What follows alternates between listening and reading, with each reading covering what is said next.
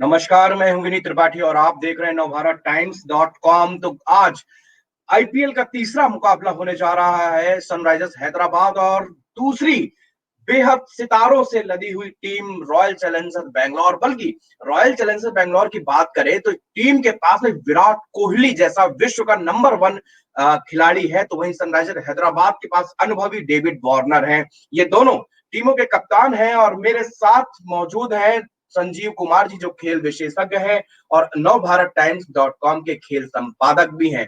तो उनसे हम बात करेंगे और जानेंगे कि ये जो मैच होने जा रहा है, जो एक सितारों से लदी हुई टीम रॉयल चैलेंजर्स बैंगलोर है और दूसरी तरफ सनराइजर्स हैदराबाद, तो ये मुकाबला कैसा होने जा रहा है। क्या इतने अच्छे अच्छे प्लेयर हैं आरसीबी के पास, तो क्या सनराइजर्स हैदराबाद को कुछ परेशानी होने वाली है यहाँ? सबसे पहले तो हम याद करें कि अब तक जो 2 मैच खेले गए हैं, बहुत ही एक्साइटिंग मैच हुए हैं, बहुत ही रोमांचक मैच हुए हैं। आखिर तक उसमें रोमांच रहा है।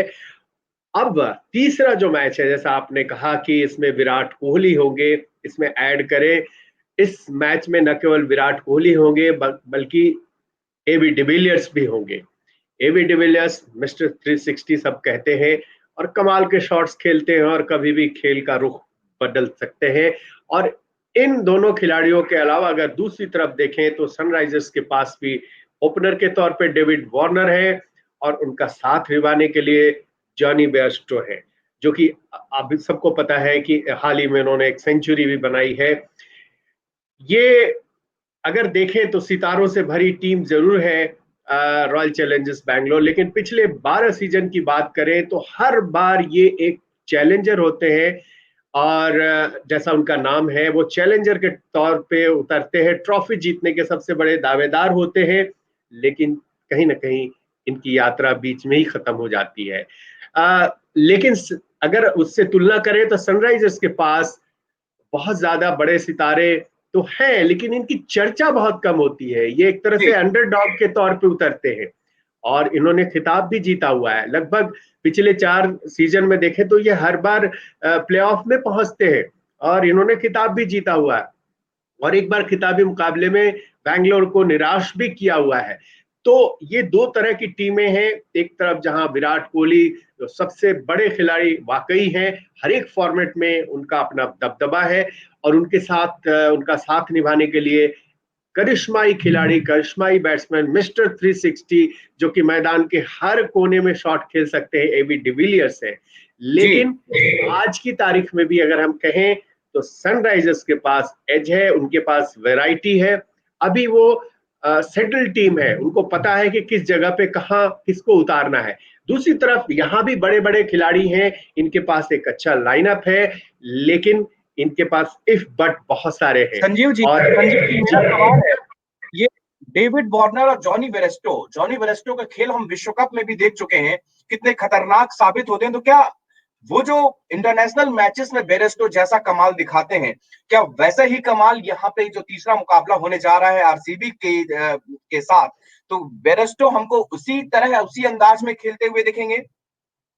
दिखना चाहिए। देखिए, एक समस्या यहाँ शुरू में आ रही है जो मैंने गौर किया है कि आप देखें तो शुरू में गेंद थोड़ी रुक के आ रही है, बैट पे ठीक से नहीं आ रही है, बाउंड्री छोटी जरूर है और उसका फायदा जैसे पिछले गेम की बात करें तो स्टोनिस ने उसका फायदा उठाया, मयंक अग्रवाल ने उठाया।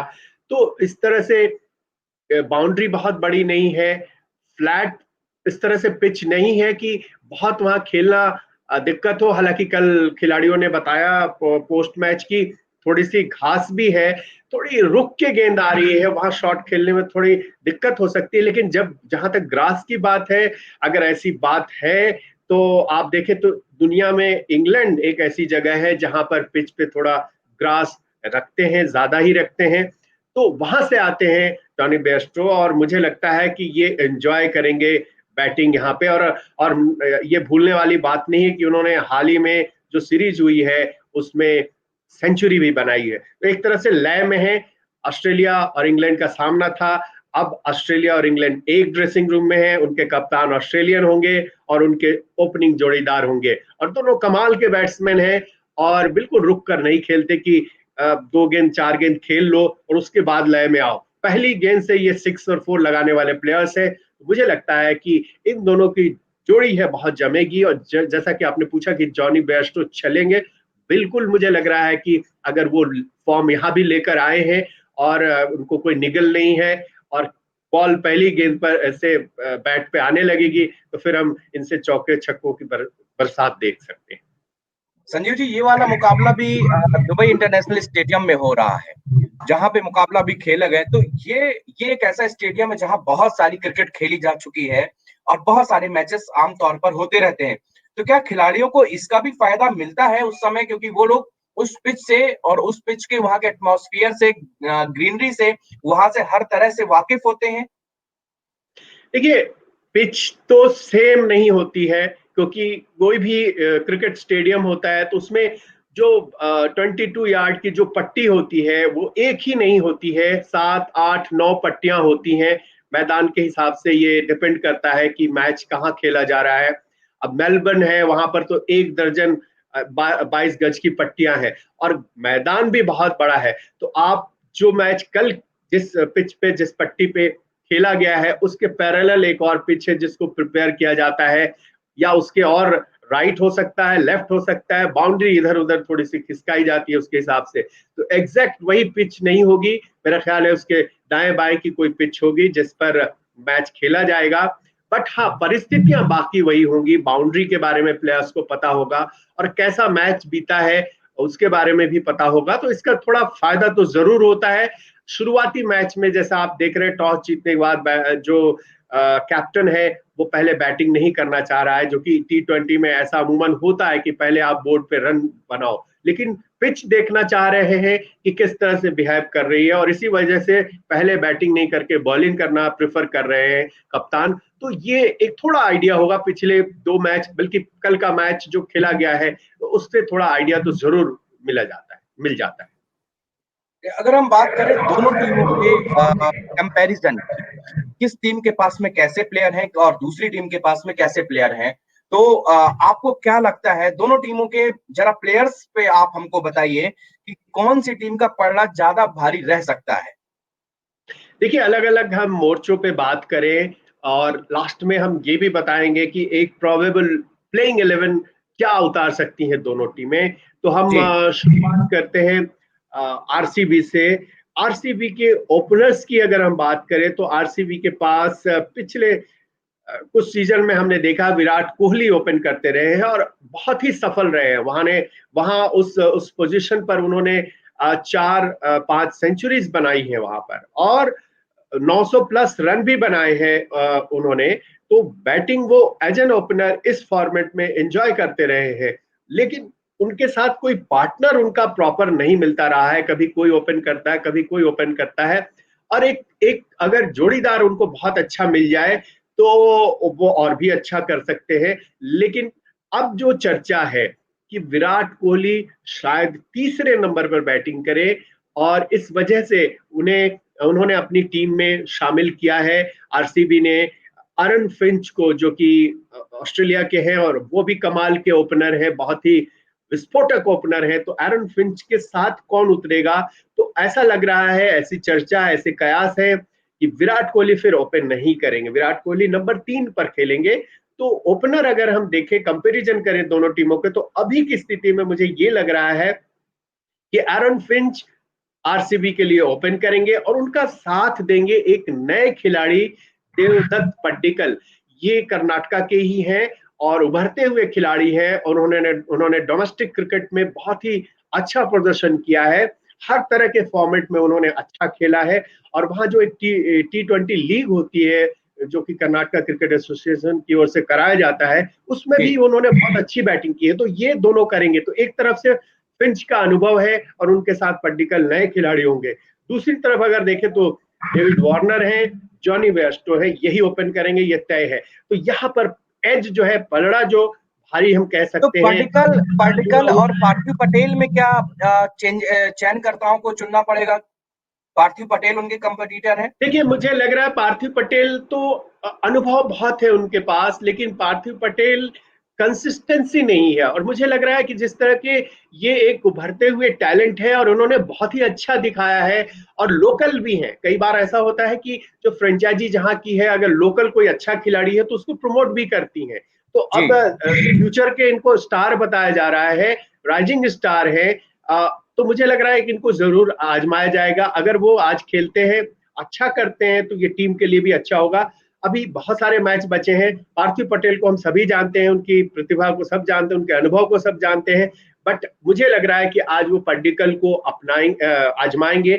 और दूसरी तरफ अगर आप पलड़ा की बात कर रहे हैं, तो अभी की स्थिति में हम यही कह सकते हैं कि पलड़ा तो ज्यादा भारी सनराइजर्स का है, क्योंकि उसके पास वार्नर है, उसके पास दूसरे जो ओपनर के तौर पर उतरे जॉनी बैरस्टो है। तो पड़ना आपके अनुसार सनराइजर्स हैदराबाद का है, लेकिन टीम में सितारे ज्यादा आरसीबी के पास में। आरसीबी अभी तक खिताब से दूर है। तो विराट कोहली की स्ट्रेटेजी क्या होगी? क्योंकि विराट कोहली जब मैदान में उतरेंगे तो कुछ कोई ना कोई स्ट्रेटेजी के तहत वो क्रिकेट खेलेंगे। जरा टॉस की हम इंपॉर्टेंस देख रहे हैं इधर तीनों मैचों में, तो आप टॉस पे भी थोड़ा सा बताइए। वैसे वो टीम के या कैप्टन के हाथ पे वो चीज नहीं होती, बट अगर टॉस का कितना महत्व है इस खेल में? बहुत महत्व है। देखिए, टॉस के पिछले 2 मैच हुए हैं, तो उसके पास लिबर्टी होती है कप्तान के पास कि हम पिछला जो रिकॉर्ड है या पिच को देखते हुए टॉस जीतने के बाद ये करना ठीक रहेगा। हालांकि ये भी एक लॉटरी है इस फॉर्मेट में। अगर आप पहले आपने सामने वाली टीम को बैटिंग दे दी और उसने 200 प्लस का स्कोर कर दिया, तो फिर आपके लिए बहुत बड़ा चैलेंज हो जाता है। लेकिन टॉस तो वाकई एक अहमियत है। कप्तान जीतने वाला सोचता है परिस्थितियों को देख के, पिच की स्थिति को देख के, कि यहाँ क्या करना अच्छा रहेगा। पिछले 2 मैचों का अनुभव भी वहां अलग अलग मैदान पे जरूर हुए हैं मैच, लेकिन एक यूएई की परिस्थिति, वहां की गर्मी, वहां जो शाम को ड्यू फैक्टर भी थोड़ा बहुत आ रहा है, उसको देखते हुए टॉस जीतने वाला कप्तान अपने ढंग से फैसला ले सकता है। इसकी अहमियत है। मैं बात कर रहा था ओपनर्स की। तो आपने कहा कि बहुत सारे सितारे हैं आरसीबी की तरफ, तो ये तो तय है कि उसके पास सितारे हैं। बट दूसरी तरफ अगर देखें, हमने सिर्फ बात की ओपनिंग स्लॉट की, लेकिन अगर हम मिडिल ऑर्डर में देखें तो वाकई वहां पर आरसीबी का पलड़ा बहुत भारी होगा। क्योंकि मिडिल ऑर्डर में अगर ओपनर पड्डीकल करते हैं आरन फिंच के साथ, तो उसके बाद विराट आएंगे, विराट के बाद एबी डिविलियर्स आएंगे, और मोइन अली बहुत ही तजुर्बेकार है, अच्छी बॉलिंग भी कर लेते हैं, और एक वेटरन है इस फील्ड में। तो उनको भी उतारा जाएगा। तो मुझे लग रहा है ये लाइनअप बहुत ही स्ट्रांग है। दूसरी तरफ अगर देखें तो सनराइजर्स के पास कर्नाटका के ही मनीष पांडे होंगे। मनीष पांडे का इस फॉर्मेट में अच्छा प्रदर्शन रहा है, लेकिन आप अगर तुलना करें विराट से, एबी डिविलियर्स से, तो कहीं ना कहीं वो कमतर आके जा सकते हैं। एक्सपीरियंस के मोर्चे पर, रिकॉर्ड के मोर्चे पर कोई कह नहीं सकता, हो सकता है आज वही ज्यादा रन बनाए, लेकिन इन दोनों से कमतर अभी की स्थिति में तो आंक ही सकते हैं। उसके बाद यहाँ अगर चर्चा की बात करें, मेरी जो अपनी समझ है, तो मुझे लग रहा है कि विजय शंकर को खिलाएंगे। और एक नया टैलेंट है, उसका भी नाम विराट है। तो वो विराट सिंह है, यंगस्टर है, बहुत ज्यादा पैसे में इनको दे के खरीदा है, झारखंड के खिलाड़ी है, यहाँ की धोनी है। तो ये लाइनअप अगर तुलना करें तो इस मोर्चे पर मिडिल ऑर्डर में ज्यादा मुझे लग रहा है कि मजबूत है आरसीबी। और उसके बाद अगर हम बात करें, आगे बढ़े, तो हम फिर ऑलराउंडर्स की बात करें, स्पिनर्स की बात करें, पेस बॉलर्स की बात करें, तो एक तरफ अगर पेस बॉलिंग में हम देखें तो भुवनेश्वर कुमार सनराइजर्स के पास है, और उनके पास बहुत अनुभव है, यॉर्कर्स भी अच्छी डालते हैं और दोनों तरफ गेंद को स्विंग भी कराते हैं। खलील अहमद के पास अच्छी स्पीड है। संदीप शर्मा अलग अलग टीमों से खेलते रहे हैं और बहुत ही अच्छे बॉलर हैं, उनको एक्सपीरियंस है संदीप शर्मा को। लेकिन दूसरी तरफ अगर हम बात करें तो वहां भी भारत के लिए खेले खिलाड़ी उमेश यादव हैं आरसीबी के पास, नवदीप सैनी है, ये बहुत ही अच्छे बॉलर है, हम सबको पता है। स्पिन बॉलिंग के मोर्चे पर अगर देखें तो एक तरफ डेल स्टेन, मुझे ये नहीं लग रहा है कि उनको तुरंत से मौका देंगे। डेल स्टेन कुछ मैचेस खेलेंगे, बट मुझे नहीं लगता कि पूरे सीजन हर एक मैच खेलेंगे। डेल स्टेन के रहने का फायदा आरसीबी को ये होगा कि उनके पास जो अनुभव है वो नए खिलाड़ियों के पास साथ बांट सकते हैं, यंगस्टर्स के साथ बांट सकते हैं। लेकिन उनके पास एक बहुत महंगा खरीदा था उन्होंने, क्रिस मॉरिस को भी रखेंगे। क्रिस जी, मॉरिस, क्रिस मॉरिस, हाँ। जी क्रिस मॉरिस जो है ये ऑलराउंडर हैं, बहुत अच्छी बैटिंग भी कर लेते हैं। और क्रिस मॉरिस के साथ सबसे अच्छी बात यह है कि ये स्लॉग ओवर्स में बहुत अच्छे बॉलर हैं। और लास्ट के जो 2-3 ओवर्स होते हैं उसमें ये बहुत ही बखूबी बॉलिंग करते हैं, जैसा कि हम बुमराह को जानते हैं, जैसे और भी कई बॉलर्स हैं। तो ये रन जी, कम देते हैं। अगर याद करें पिछले रिकॉर्ड को देखें तो आरसीबी के साथ बड़ी समस्या रही थी, एक ओपनिंग पार्टनर के तौर पर विराट कोहली के साथ रेगुलर अच्छा पार्टनर मिले, और एक नीचे स्लॉग ओवर्स में अच्छे बॉलर। वो बहुत बार आप देखिए रिकॉर्ड उठा के कि बहुत अच्छी बॉलिंग की, लास्ट में 2-3 ओवर में बहुत रन खा गए, इनके पास अच्छे बॉलर्स नहीं थे। तो इस बार उन्होंने क्रिस मॉरिस को लिया है और मुझे लगता है कि उसको जाया नहीं करेंगे, उनको जरूर उतारेंगे। तो 4 विदेशी जो है उनकी टीम में आज उतर सकते हैं। आरन फिंच ओपनिंग में, मोइन अली को मिडिल ऑर्डर में करेंगे, और क्रिस मॉरिस को फिर नीचे उतारेंगे। हो सकता है कि 3 विदेशी खिलाड़ियों के साथ उतरे। अगर चौथे की बात कर 4 होंगे तो एबी डिविलियर्स, फिंच और मोइन अली और क्रिस मॉरिस, ये 4 तो मुझे लग रहे हैं उतारेंगे ही।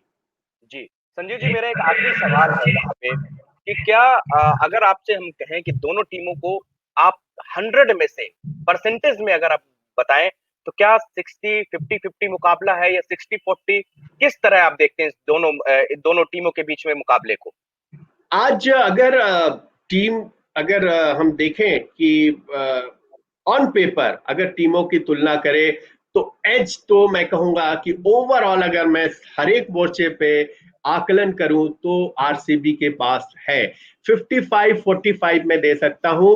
और उसकी वजह मैं बता रहा हूं कि उसकी वजह ये बीच के जो खिलाड़ी हैं मिडिल ऑर्डर में, जो उतरेंगे सनराइजर्स के पास, उनके पास बहुत अनुभव शायद नहीं होगा। हो सकता है 2-3 नए खिलाड़ी को वो खिलाए, जिसमें मैंने विराट सिंह का नाम लिया। उसमें अब्दुल समद एक खिलाड़ी है, 17-18 साल के खिलाड़ी हैं, जम्मू कश्मीर के हैं और ऑलराउंडर हैं, उनको खिलाया जाए मुझे लग रहा है। इसके अलावा राशिद खान भी होंगे वहां, जो कि बहुत ही अच्छे स्पिनर है, हमको सबको पता है। बट खलील है, संदीप शर्मा है। बट ऑन पेपर अनुभव को देखते हुए मैं कह सकता हूं कि 55-45 का मामला होगा, एज आरसीबी के पास है। संजीव जी, बहुत बहुत धन्यवाद हमारे साथ जुड़ने के लिए और हमें तमाम ये जानकारी दे रहे हैं आप, और जो आज मुकाबला होने जा रहा है, तो आपको लगता है कि 55% आरसीबी का पड़ रहा है, वही 45 लगभग एक तरह से देखा जाए तो दोनों टीमों का मुकाबला जो है बराबर होने जा रहा है, अगर मोटे मोटे तौर पर देखा जाए। तो इसके अलावा मैं आपसे एक सवाल जानना चाहता हूं इधर पे कि आरसीबी अब तक इतने सीजन होने के बाद भी खिताब से दूर है। तो क्या, जैसे हम लोग आईसीसी क्रिकेट में देखते हैं दक्षिण अफ्रीका को, तो क्या आईपीएल में वही दक्षिण अफ्रीका आरसीबी की तरह तौर पे दिख रही है? ये सही कहा। अब उनको हम क्या कहते हैं ये सारे हमारे देखने वाले जानते हैं, उनको चोकर्स कहते हैं। जी लेकिन जी जी। जी, एक दफा जो है प्रेस कॉन्फ्रेंस में मैं जा रहा था, मुझे याद है बांग्लादेश में ये मैच था वर्ल्ड कप का, और वहां पर हार गई थी साउथ अफ्रीका की टीम। तो वहां पर कुछ साउथ अफ्रीकन समर्थक थे जो कह रहे थे कि अब तो इनको चोकर्स नहीं जोकर्स कहना चाहिए। और ये सवाल जब मैंने वहां ग्रैम स्मिथ से किया, जो कि कैप्टन थे उस समय साउथ अफ्रीका के, और बहुत ही स्ट्रांग टीम थी, तो उन्होंने ये स्वीकार किया। उन्होंने कहा कि वाकई हमें जोकर्स कहना चाहिए। अगर हम इतने बड़े अच्छे खिलाड़ियों की टीम लेके उतरते हैं और हार जाते हैं, इस तरह से चौक कर जाते हैं, तो अब चोकर नहीं जोकर्स हमें कहा जाना चाहिए। तो कुछ इसी तरह की बात आरसीबी के साथ आपने सही फरमाया कि इतने बड़े बड़े स्टार्स के साथ ये टीम उतरती है। अब अगर ये नहीं जीतेंगे तो वाकई इनको भी चोकर नहीं जोकर्स कहा जा सकता है। बहुत बहुत शुक्रिया संजीव जी हमारे साथ बातचीत करने के लिए। तो ये आज का मुकाबला होने जा रहा है सनराइजर्स हैदराबाद वर्सेस आरसीबी, मतलब Virat Kohli versus David Warner का ये मुकाबला आज शाम 7:30 बजे शुरू होने वाला। उससे पहले हमने विभिन्न पहलुओं पर आपको बताया है कि ये मुकाबला कैसा होने जा रहा है। हमारे साथ खेल विशेषज्ञ संजीव कुमार जी थे, जिन्होंने क्रिकेट को हर एक एंगल से देखा हुआ है और यहाँ पे खिलाड़ियों की तुलना बताई गई कि किस तरह किस टीम के कौन से खिलाड़ी हो सकते हैं और कौन सा खिलाड़ी इसमें एक बेहतरीन खेल दिखा सकता है। जॉनी बेयरस्टो के पास में बहुत अच्छा तजुर्बा है, अच्छा क्रिकेट खेलते हैं। वहीं विराट कोहली की बात करें तो विराट कोहली किसी भी चीज को या किसी का ऐसा कोई नाम नहीं है जो आज विश्व क्रिकेट में एक चमकता हुआ सितारा है। वही अगर हम एसआरएच की टीम की बात करते हैं तो फटाफट से मैं आपको बता देता हूं, डेविड वार्नर है, जॉनी बेयरस्टो है, मनीष पांडे है, विराट सिंह है, विजय शंकर, अब्दुल शमाद, मोहम्मद नबी, नाशिद खान, भुवनेश्वर कुमार, खलील अहमद, सिद्धार्थ कौल, ये सनराइजर्स हैदराबाद की टीम हो सकती है। वहीं आरसीबी की बात करें, रॉयल चैलेंजर्स बैंगलोर की बात करें तो एरन फिंच, ये एक खिलाड़ी है, देवदत्त पाडिक्कल जो कि दूसरे युवा खिलाड़ी है, इनको मौका दिया जा सकता है। विराट कोहली कैप्टन है, एबी डिविलियर्स मिस्टर 360, सबको पता है कि जिस पूरे मैदान में किसी भी छोर में अगर शॉट मारना हो तो आपके सामने मिस्टर 360 एबी डिविलियर्स मौजूद है। इसके अलावा गुरकीत सिंह, शिवम दुबे, वाशिंगटन सुंदर, क्रिस मॉरिस, एक बेहतरीन ऑलराउंडर इनके पास में है। डेल स्टेन इनके पास में है, नवदीप सैनी एक तेज तर्रार गेंदबाज, और वही युजवेंद्र चहल की फिरकी भी आरसीबी के साथ है। तो अब देखना होगा कि शाम के 7:30 बजे ये मुकाबला कितना हाई टेम्पर होने जा रहा है।